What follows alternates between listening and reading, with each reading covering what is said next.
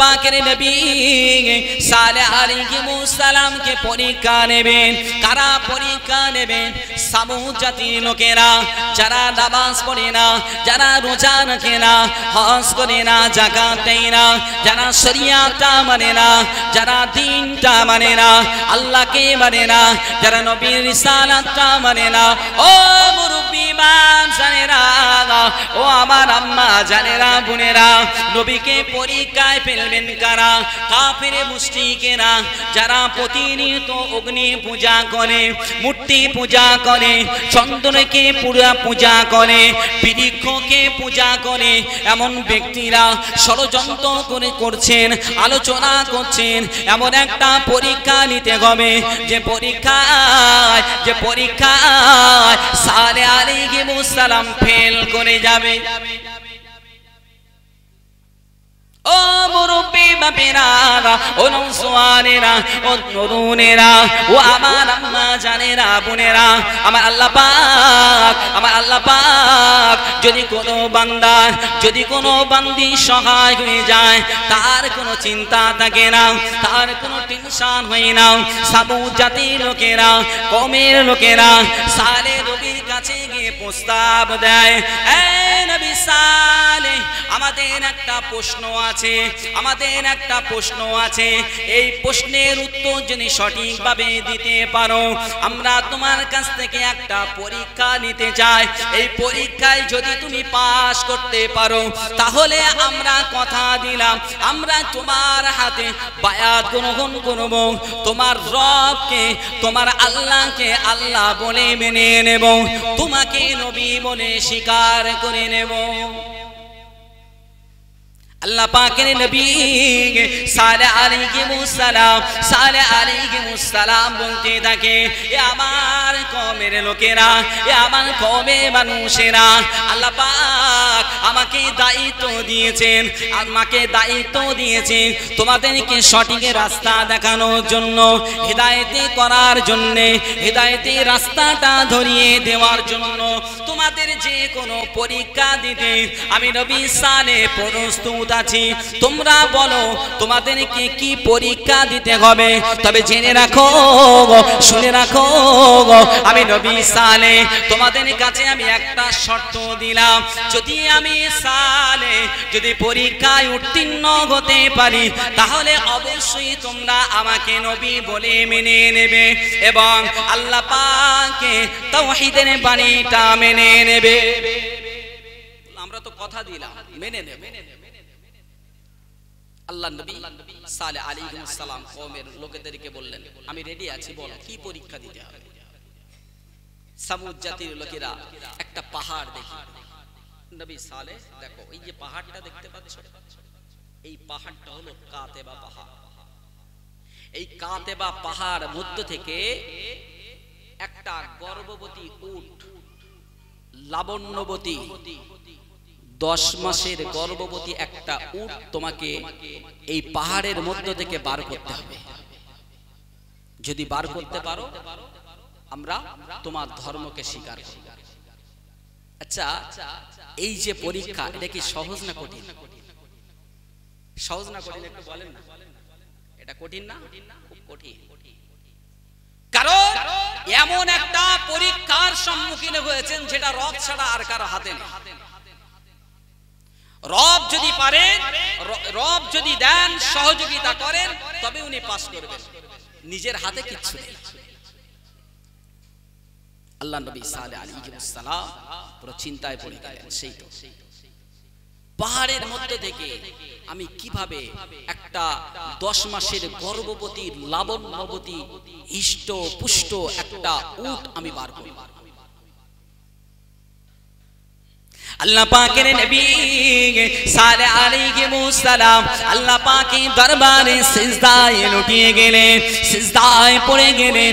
নবী আমার আল্লাহ পাকের দরবারে দোয়া চায়, আল্লাহ পাক এত বছর যাবত আমি দিনে দাওয়াত দিয়েছি, আপনার তাওহীদের কথা বলেছি, আপনার একত্ববাদের কথা বলেছি, আমি নবী সালেহ আমার রিসালাতের কথাটা বলেছি, কিন্তু আপনার এই সমস্ত বান্দারা আমাকে মেনে নেয়নি, এই সমস্ত বান্দিরা আমাকে মেনে নেয়নি। আল্লাহ পাক কঠিন একটা প্রশ্নের সম্মুখীন হয়ে গেছি, কঠিন একটা পরীক্ষার সম্মুখীন হয়ে গেছি। আল্লাহ পাক আমি তো জানি আপনি যদি আমার সহায় না হন তাহলে কোনোদিন কোনো সময়ের জন্য আমি নবী সালেহ এই পাহাড় থেকে উট কেন একটা মাছিও আমি বার করতে পারবো না। আল্লাহ পাক আপনার ইজ্জতের কসম আপনি মেহেরবানি করে আপনার কুদরতি কারিশমায় এই পাহাড় থেকে একটা 10 মাসের গর্ভবতী লাবণ্যবতী একটা উষ্টি আল্লাহ আপনি বার করে দেন। ও নওজওয়ানেরা, ও মুরব্বি বাপ জানেরা, আল্লাহ পাকের নবী সালেহ আলাইহিস সালাম আল্লাহর কাছে মুনাজানি করছেন, আল্লাহর কাছে দোয়া চাইছেন। কিছু সময় অতিক্রমণ হয়ে গেল। কাতেবা পাহাড়টা যেমন ভূমিকম্প হলে কেঁপে ওঠে ঠিক তেমনি ভাবে কাতেবা পাহাড়টা কম্পন হয়ে উঠল, কাতেবা পাহাড়টা কেঁপে উঠল। দেখা যায় আমার আল্লাহ পাকের কুদরতি কারিশমায়, আল্লাহ পাকের কুদরতি ক্ষমতায় ওই কাতেবা পাহাড় থেকে 10 মাসের গর্ভবতী লাবণ্যবতী হিষ্টপুষ্ট একটা উষ্টি আমার আল্লাহ পাক ওই পাহাড়ের মধ্য থেকে পাহাড়টা ফাটিয়ে চুচির করে দিয়ে বার করে দিলে। আর একটু জোরে হবে না সুবহানাল্লাহ। আমার আল্লাহ পারে না এমন কিছু আছে? কিচ্ছু নেই। রব্বে কারীম সব পারে, শুধু ইয়াকিনটা রাখতে হবে, বিশ্বাস রাখতে হবে। বিশ্বাস যদি থাকে তাহলে আপনি বুঝতে পারবেন রবের ক্ষমতা কি। আর আপনি যদি বলেন সব জিনিসটা আপনি তুচ্ছ ভাবেন, তুচ্ছ মনে করেন, তাহলে আমি কেউ বুঝবো না। রবের কারিশমা যারা বুঝেছে, পীর ওলি মাশায়েখ যারা, মুজাদ্দিদুজ জামান আলা হযরত দাদা হুজুর পীর কিবলা, 5 হুজুর পীর কিবলা, এমনি ভাবে পৃথিবীর জমিনে যারা আউলিয়া ওলিদের খাতায় নাম যাদের আছে তাদের ইতিহাসগুলো ঘেঁটে দেখে। আজকের হয়তো কোনো মানুষ কেউ বলতে পারে যে এগুলো বানোয়াট, সে তার চিন্তাধারা নিয়ে বলতে পারে। আবু বকর সিদ্দিক রাদিয়াল্লাহু তাআলা আনহু নবীকে এক কথায় ঈমান এনেছেন, হাতে বায়াত গ্রহণ করেছেন। আর আবু জেহেল সারা জীবন নবীর বিরোধিতা করেই গেছে। আবু জেহেল আমার নবীর সাহাবা খলিফাতুল মুসলিমিন হযরতে আবু বকর সিদ্দিক রাদিয়াল্লাহু তাআলা আনহু দেখেছেন সর্বদা নবীর চেহারা মোবারক থেকে নূর ঝরে পড়ছে, বলেন সুবহানাল্লাহ। আর আবু জেহেল সারা জীবন বলে গেছেন মুহাম্মদুর রাসূলুল্লাহ সাল্লাল্লাহু আলাইহি ওয়াসাল্লাম কালো কুসরি, দেখতে ভালো না। কারণ কি? ওর নিজের চোখেই ছানি পড়ে আছে। তো যার অন্তরে ছানি পড়ে আছে সে ওলি আউলিয়াদের সম্পর্কে কি বলবে? আগে অন্তরটাকে পরিষ্কার করতে হবে বাবা। আল্লাহর নবী হযরতে সালেহ আলাইহিস সালামের কারিশমা দেখে অবাক হয়ে গেল। কিন্তু ওই যে দম্পতি সমাজে দুর্বল শ্রেণী যেটা মেনে নেয়, প্রভাবশালী ব্যক্তিরা সেটা মেনে নেয় না সহজে। দুর্বল শ্রেণী যারা ছিল, অসহায়, যাদের মনটা কোমল, হৃদয়টা কোমল নরম, তারা রাসূলের কাছে হাতটা বাড়িয়ে দিয়ে ঈমানের কালেমাটা পড়ে নিয়েছিলেন, বলেন সুবহানাল্লাহ। আর যারা নিজেদের ধর্ম নিয়ে দাম্ভিকতার সঙ্গে চলতো তারা নবীকে মানতে চাইতো। সালেহ আলাইহিস সালাম অবাক হয়ে গেছে, তোমরা আমাকে ওয়াদা করে শর্ত দিয়েছিলে, এই পরীক্ষায় তোমরা আমাকে ফেলেছো, তোমরা শর্ত দিয়েছো যদি তুমি পাহাড় থেকে উষ্টি বার করতে পারো তোমরা আল্লাহ পাকের দাসত্বকে স্বীকার করে নেবে, আমাকে নবী বলে মেনে নেবে, কিন্তু তোমরা নিলে না। তোমাদের নিতে হবে না, তবে তোমাদেরকে আমি সাবধান করছি, আল্লাহ পাকের যে নিদর্শন, যে উষ্টিটা এই পাহাড় থেকে বার হয়েছে, পাহাড় চৌচির হয়ে আল্লাহ বার করে দিয়েছে, এই উষ্টিটা আল্লাহর নিদর্শন, এর সঙ্গে তোমরা কেউ বিয়াদবি করবে না, কেউ বিয়াদবি করবে না, এটা আল্লাহর উষ্টি। ভুলেও অসৎ উদ্দেশ্যে একে তোমরা স্পর্শ করো। সামুদ জাতির লোকেরা এই খবরটা শুনে ওরা ভয় পেয়ে গেল, কিন্তু ওদের সমাজের মধ্যে, ওদের কওমের মধ্যে একটা সমস্যা দেখা দিল। সমস্যাটা হলো একটা কুয়া, যে কুয়া থেকে, যে কূপ থেকে ওই সামুদ জাতির লোকেরা সারা সপ্তাহ পানি নিত। সপ্তাহে একটা দিন আল্লাহ পাক নির্দিষ্ট করে দিলেন যে এই কূপের পানি এই উষ্টি খাবে, এই উষ্টি এই কূপের পানি খাবে, আর উট যেদিনকে ওই পানিগুলো খাবে কুয়ার পানি পুরো শেষ হয়ে যাবে। পরিবর্তে আল্লাহ পাকের কুদরতি ক্ষমতা, আল্লাহ পাক বললেন, হুকুম দিলেন, নবী মারফত জানিয়ে দিলেন, নবী ওদেরকে বলে দাও ওরা যেদিনটা পানি পাবে না সেই দিন এই উষ্টির দুধ দহন করে ওরা জীবন অতিবাহিত করবে। বলেন সুবহানাল্লাহ। নওজওয়ানেরা ও মুরব্বি বাপজানেরা, আল্লাহ পাকের নিদর্শন, আল্লাহ পাকের কুদরতকে মানতে চায় না। সামুদ জাতিরা সপ্তাহে একটা করে দিন পানি না পাওয়ার জন্য এরা রাগান্বিত হয়ে গেল, উষ্টিকে মেরে ফেলার জন্য রাগান্বিত হয়ে গেল, পরিকল্পনা তৈরি করলো।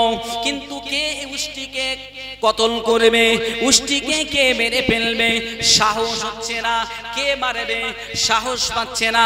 অবশেষে এক মহিলার নেতৃত্বে, মহিলার প্রলোভন দেখিয়ে সেই উষ্টিকে হত্যা করা হয়েছিল।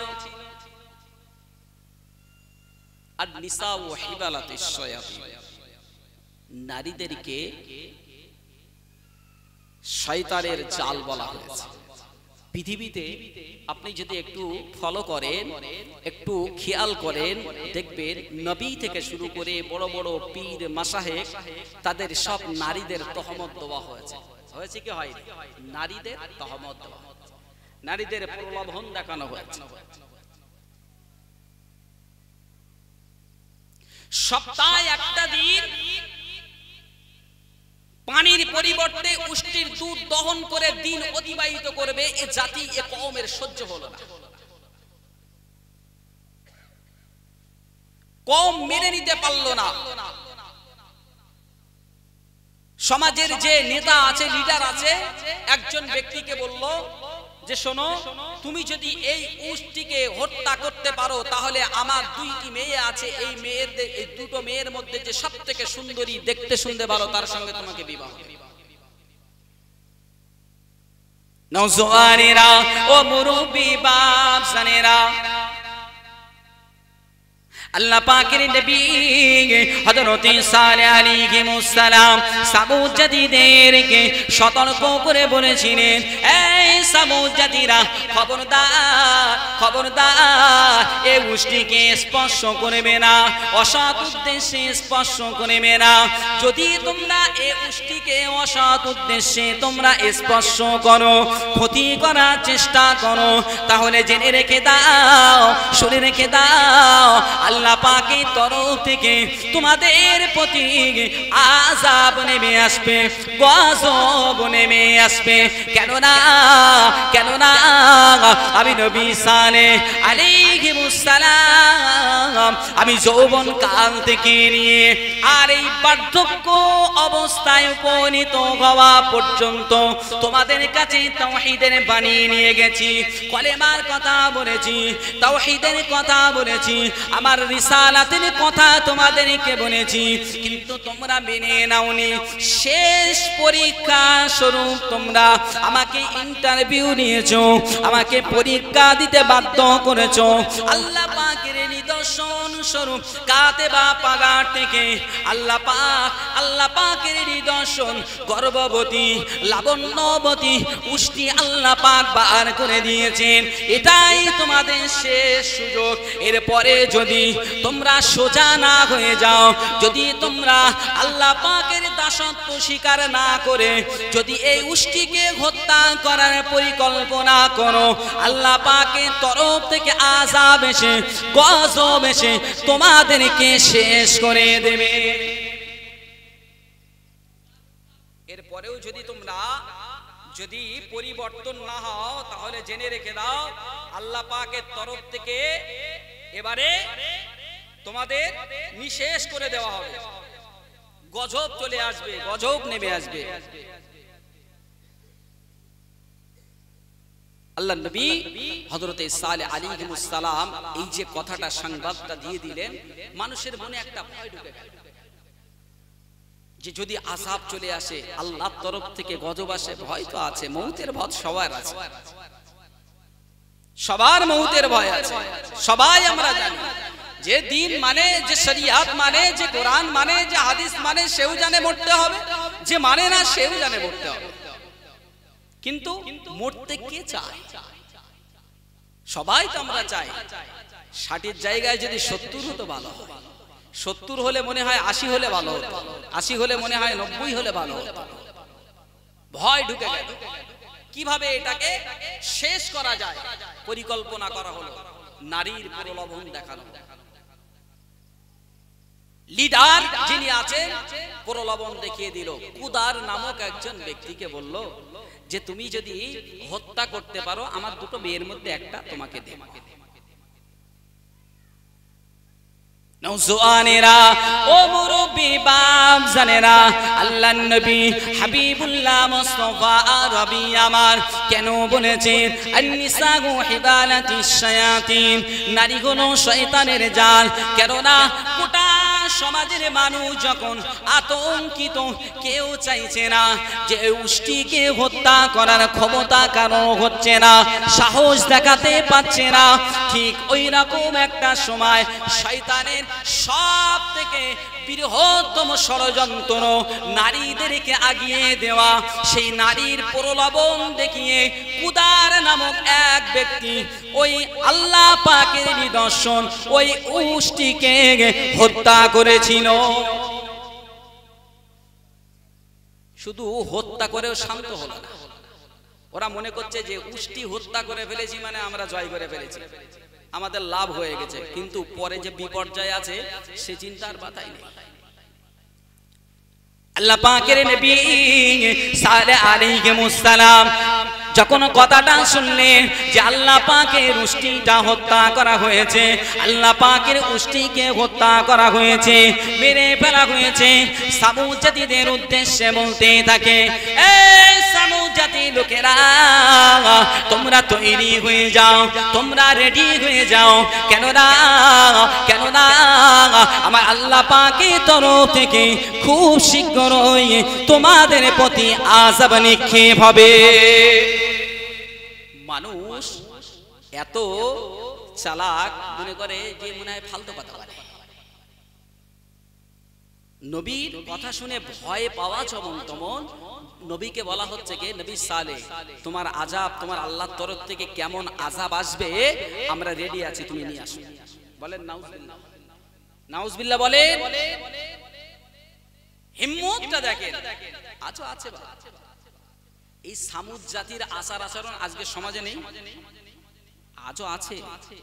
আজকের এত দিন শরিয়াতের কথা, কোরআনের কথা, সুন্নাহর কথা শোনার পরেও আমরা নিজেদেরকে পাল্টাতে পারছি না, নিজেদেরকে চেঞ্জ করতে পারছি না, নিজেদেরকে পরিবর্তন করতে পারছি না। জলসা বেড়ে গেছে। মসজিদে ইমাম সাহেব প্রতিনিয়ত 20 মিনিট, 25 মিনিট, আধা ঘন্টা, 40 মিনিট ইমাম বক্তব্য দিচ্ছে কি দেয় না? প্রত্যেকটা মসজিদে তারপরে মানুষ আমরা উদাসীন, আমাদের মধ্যে পরিবর্তন নেই। নওজওয়ানেরা ও মুরব্বি বাপ জানেরা, আল্লাহ পাকের নবী সালেহ আলাইহিস সালাম যখন কথাটা বললেন পাল্টা জবাব আসে, এই নবী সালেহ তোমার রবের পক্ষ থেকে, তোমার আল্লাহর পক্ষ থেকে আযাবটা নিয়ে আসো।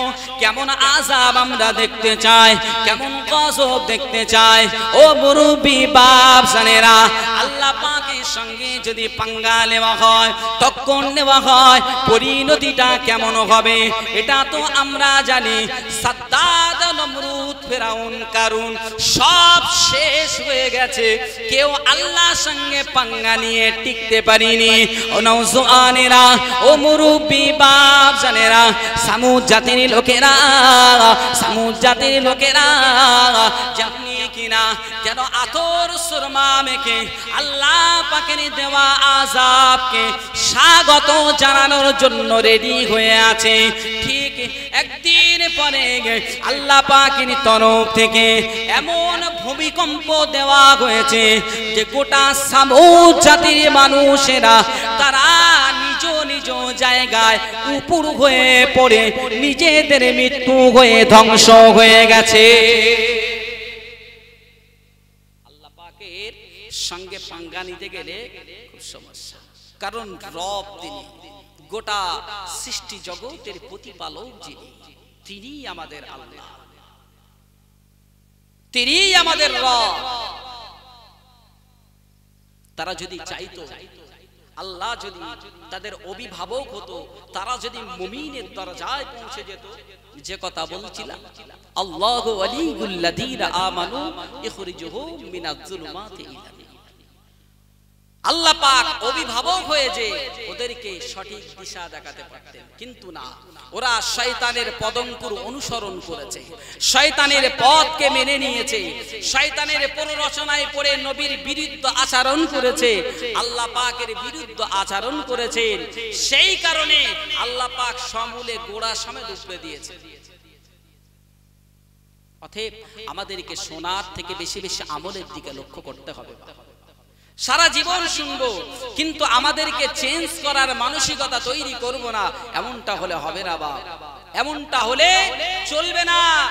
আস্তে আস্তে আমাদেরকে নিজেদেরকে পরিবর্তন করতে হবে। শয়তানকে আমরা অভিভাবক বানাবো না, আমরা অভিভাবক বানাবো রব্বে কারীমকে।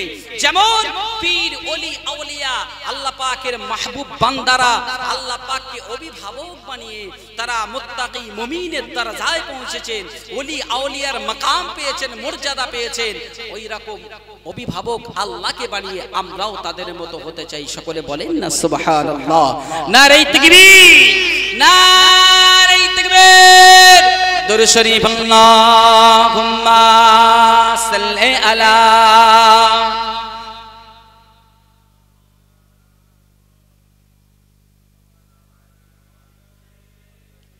মাওলানা মুহাম্মদ, আল্লাহুম্মা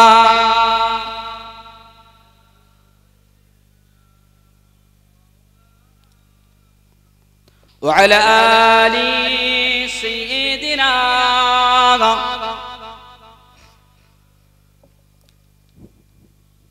প্রভু তুমি বলেছ রাসূল দেবে না, প্রভু তুমি বলেছ রাসূল দেবে না, বলনি দেবে না, বলনি দেবে না গামজাতারি, খালিদ বিজয় সম। প্রভু তুমি বলেছ রাসূল দেবে না, প্রভু তুমি বলেছ রাসূল দেবে না, বলনি দেবে না, বলনি দেবে না গামজাতারি, খালিদ বিজয় সম। প্রভু তুমি বলেছ রাসূল দেবে না, বলনি দেবে না ওমরের যুগ, রাশিদান সেই খিলাফত,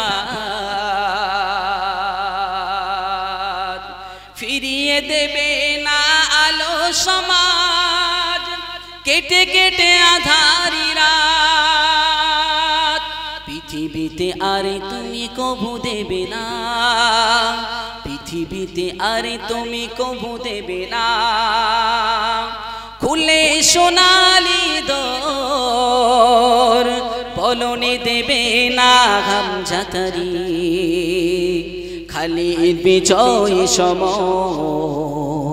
প্রভু তুমি বলেছো রাসূল দেবে না প্রভু তুমি বলেছো রাসূল দেবে না বলনি দেবে না বলনি দেবে না হামজাতারি খালি বিজয় সম প্রভু তুমি বলেছো রাসূল দেবে না দরুদ আল্লাহুম্মা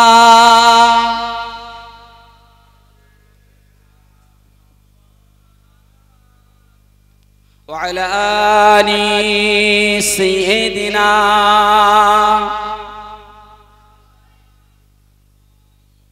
প্যারা হাত মুমিন যদি আমরা হতে পারি